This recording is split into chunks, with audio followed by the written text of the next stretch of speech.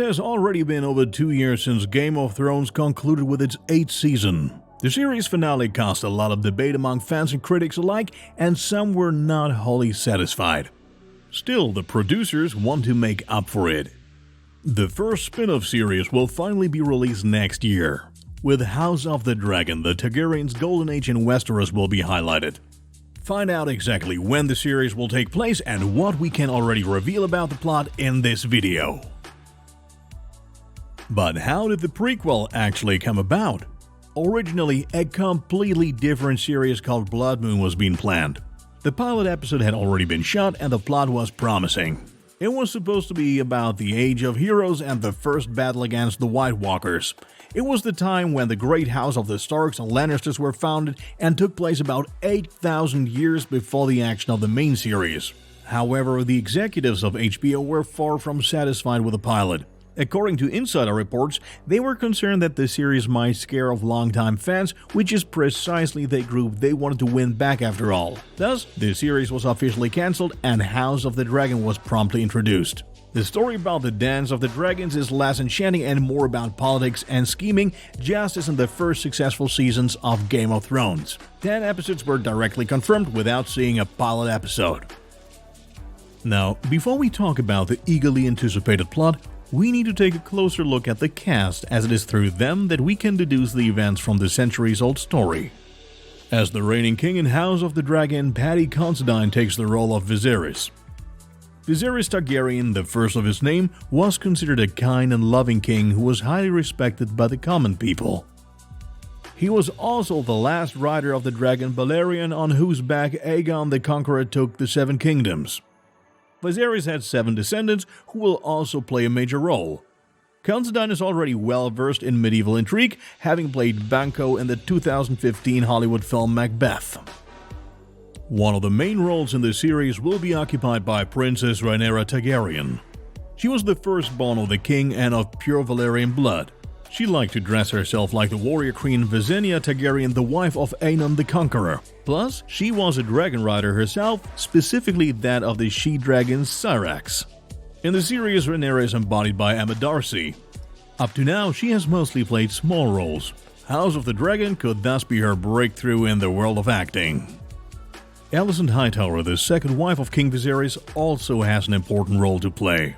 She was the daughter of Otto Hightower, who was the hand of a total of 3 rulers. She grew up in the Red Keep and was considered the most beautiful woman in the Seven Kingdoms. At the age of 18, she married the king, to whom she gave 4 children. Alicent is played by Olivia Cooke. She is best known from the drama Sound of Metal, the blockbuster Ready Player One, and the series Bates Motel. Prince Daemon Targaryen was the younger brother of Viserys. Unlike his sibling, he was not known for his easygoing and cheerful nature, but more for his swordsmanship. He was one of the greatest heroes of his time and wielded the longsword Dark Sister, which of course was made of Valyrian steel. After 2 marriages without a son, he finally entered into marriage with his niece, Princess Rhaenyra. Together, they had 2 sons, Aegon III and Viserys II. Daemon is played by Matt Smith. He's surely known to many of us as Doctor Who, and of course Prince Philip in the series The Crown. Otto Hightower, the Hand of the King, was a loyal supporter of the kingdom. He served a total of 3 kings as Hand, although 2 of them dismissed him. As the father of Alicent Hightower, he joined her in trying to assert his grandson's claim to the throne, which eventually led to his deposition. He saw Prince Daemon Targaryen as his greatest rival as well as a threat to the kingdom. It was not only his wild, warlike nature that displeased the Hand. Rumor has it that he also deflowered his daughter. Otto is played by Rhys Ifans, who most of you know as the father of Lunar Lovegood from Harry Potter.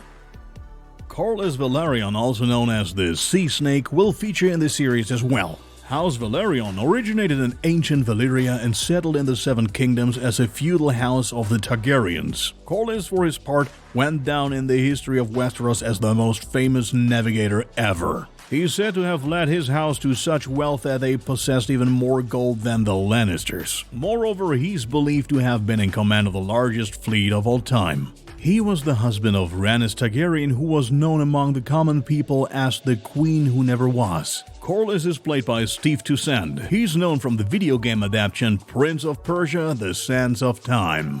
Rhaenys Velaryon, the wife of Corlys, is also likely to be seen often. The queen who never was simply passed over by the Great Council when it came to choosing a successor to the Iron Throne, since the council did not want a woman to be in charge of the Seven Kingdoms. She was the rider of the dragon Meleys and a feared warrior. In the series, she's played by Eve Best. The British actress was last seen in the Netflix production Fate: The Winx Saga. What would a Game of Thrones series be without people from the Free Cities pulling the strings behind the scenes? In House of the Dragon, that's Mysaria.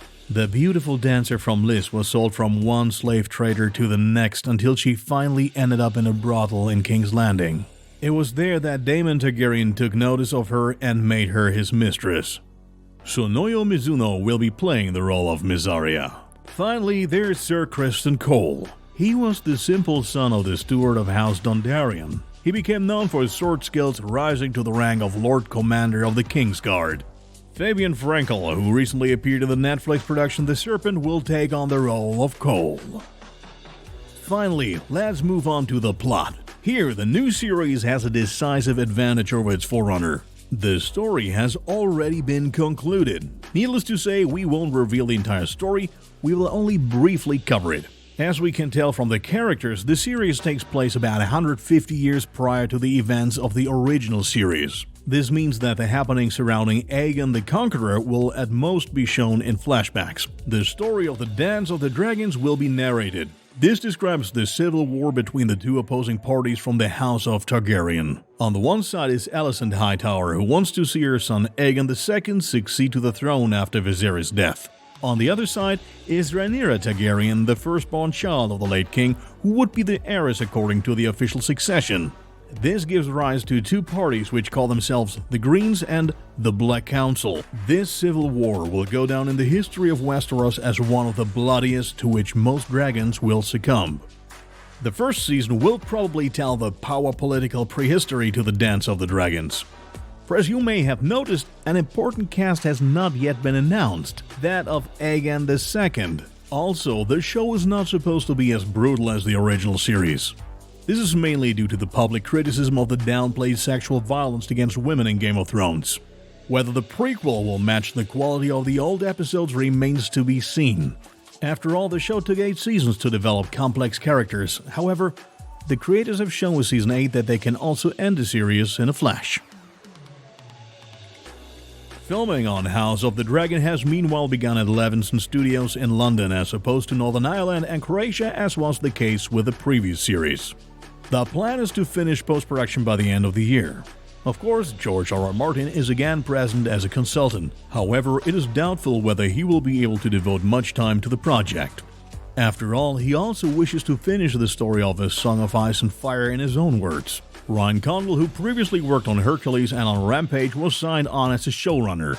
He will be assisted by Battle of the Bastards director Miguel Sapochnik. Thus, the two will take over the duties of D.B. Weiss and David Benioff, who are the focus of criticism after the Season 8 fiasco. Most importantly, fans can look forward to the return of composer Ramin Djawadi, who famously composed the music for Game of Thrones. The first season will include 10 episodes, although nothing is known about the overall length so far.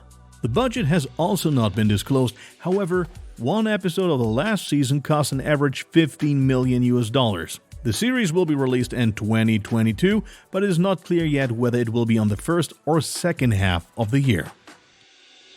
Alright, that's it for our preview of House of the Dragon. What do you think? Have you been able to get over the frustration of Season 8 and are you now ready for new adventures from Westeros? Or are you still so fed up that you won't even watch the new series? We believe that at least the story offers great potential and could result in a good show as long as the creators at HBO have learned from past mistakes. Let us know what you guys have to say in the comments. It is clear, however, that this will not be the last series. In the end, there will be a total of 6 series from the Game of Thrones universe. Next project is a series about the tales of Dunk and Egg. These are stories about the Lord Commander of the Kingsguard, Lord Duncan, and Aegon Targaryen V. We are excited. See you next time.